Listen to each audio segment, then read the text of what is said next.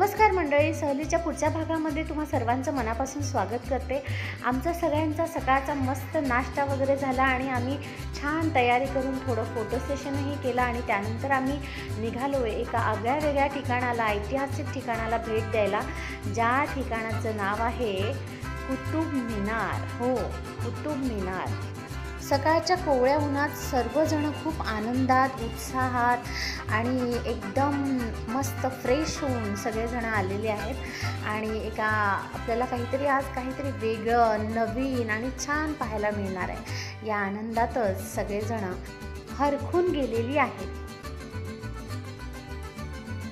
असं म्हणतात की मोजत बसू नये वर्ष आणि तारखा, मोजत बसू नये वर्ष आणि तारखा, जीवनाचा आनंद घ्या फुलपाखरासारखा।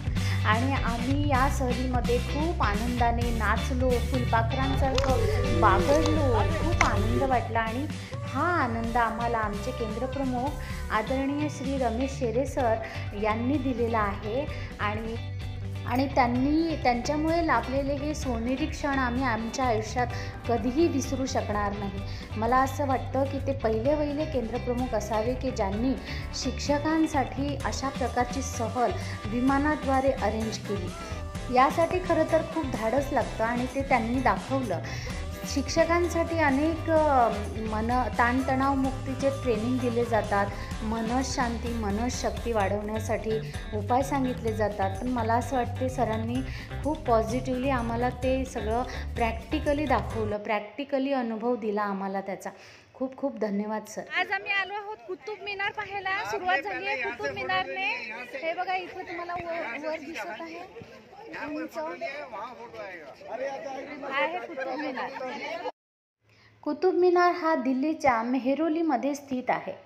याचं बांधकाम कुतुबुद्दीन ऐबक नावाच्या राजाने सन 1199 मध्ये सुरुवात केली होती आणि मग त्याचं बांधकाम त्याचा जावई शमशुद्दीन वगैरे यांनी ते पूर्ण केलं।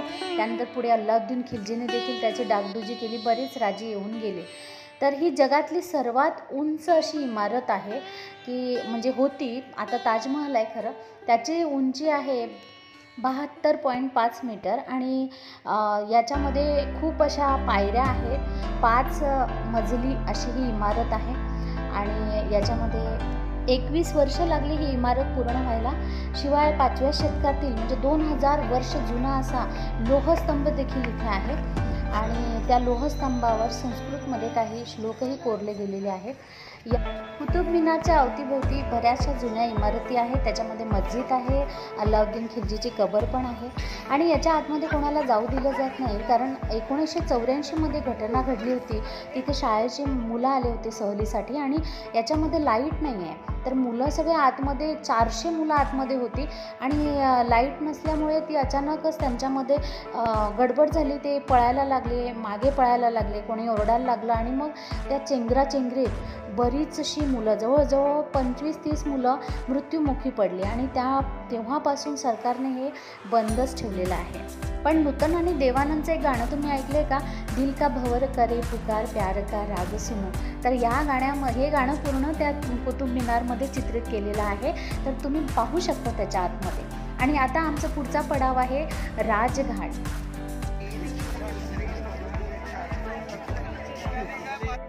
राजघाटला आपले राष्ट्रपिता महात्मा गांधीजींची समाधी आहे। 30 जानेवारी 1948 रोजी नथुराम गोडसे या माथेफिरूने त्यांना गोळ्या झाडून त्यांची हत्या केली होती। तेव्हापासून त्यांची इथे समाधी आहे। काळ्या संगमरवरी दगडामध्ये बांधलेली ही समाधी आणि त्याच्यावरती ही जी ज्योत दिसत आहे ना, ती कायम तेवत राहते आणि यमुना नदीच्या किनारी वसलेलं हा राजघाट आहे। याला 2-3 गेट आहेत आणि हे ठिकाण पाहण्यासाठी पूर्णतः फ्री आहे आणि इथे खूपच सुंदर बाग बगीचे तयार केले गेलेले आहेत। सुंदर असं ठिकाण आहे। हे राम हे त्यांचे शेवटचे वाक्य समाधीवर लिहिलेले आहे। जगातील लाखो पर्यटक या स्थळाला भेट देण्यासाठी, आदरांजली वाहण्यासाठी इथे येतात।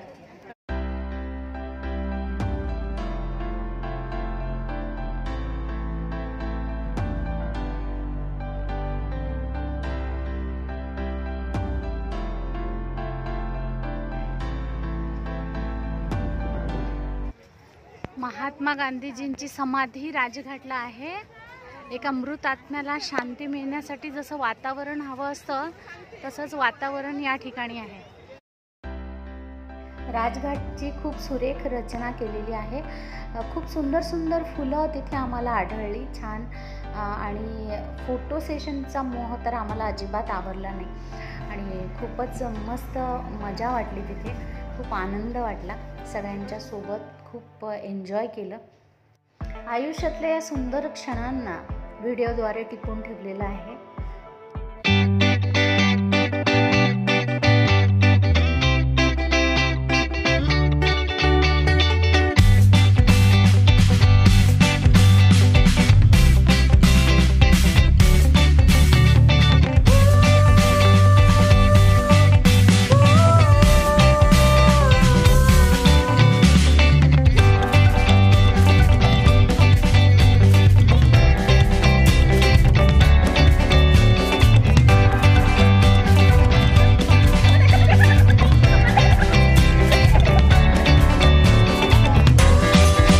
गांधीजींचे अनेक वाक्य तिथे लिहिलेले होते. मला आवडलेलं त्यातलं, शुद्ध हृदय से निकला हुआ वचन कभी निष्फल नहीं होता.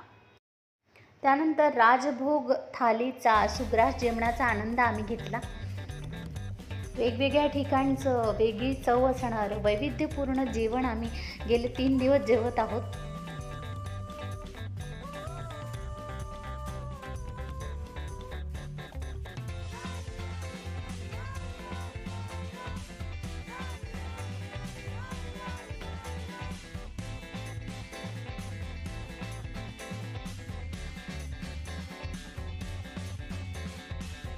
त्यानंतर अक्षरधाम मंदिरही आम्ही पाहिलं. खूप मोठ्या क्षेत्रामध्ये पसरलेलं आणि तितकंच खूप सुंदर असलेलं अक्षरधाम मंदिर आणि त्यातला जो शो आहे, वॉटर शो आहे रात्री, तो तर बघण्यासारखा आहे. अगदी डोळ्याचं पारणं फेडणारा असा तो क्षण आहे.